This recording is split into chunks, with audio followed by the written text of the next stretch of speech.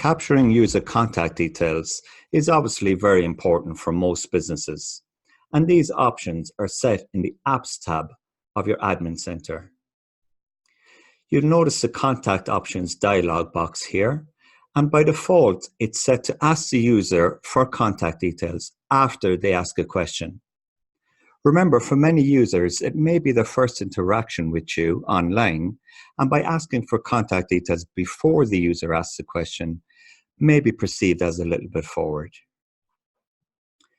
You can choose to ask for email address, phone number, so that the user gets notified by text message, commonly known as SMS, or in this case, allow the user to skip entering contact details entirely.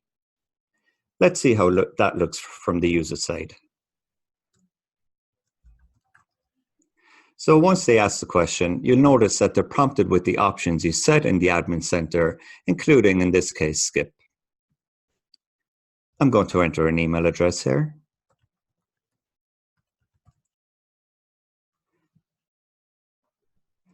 And once the email address is entered, that information is stored in the cookie. So the next time a user asks a question, they won't be prompted for contact details. So once they don't delete the cookie, they won't have to enter contact details again on your site. Let's say I just wanted to collect email address. I can save that option, and let's look at that now from the user side.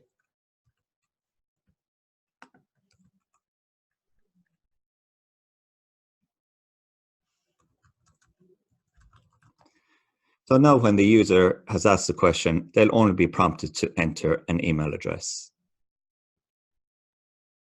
The other option is to set it to ask the user for contact details before asking the question. And this certainly isn't wrong, but it's a little bit more of a barrier for the user because now they have to enter some information before even asking their questions. So note that you might get fewer questions this way. Here you can choose what fields to display on the form. So let's say I want to display name and email, and I can choose to make one of them mandatory or not. So let's make email required and save those options. Again, let's look at that from the user point of view. So now when they land on the site and click the Ask button, they'll be prompted with a form and they will have to enter an email address before continuing with their question.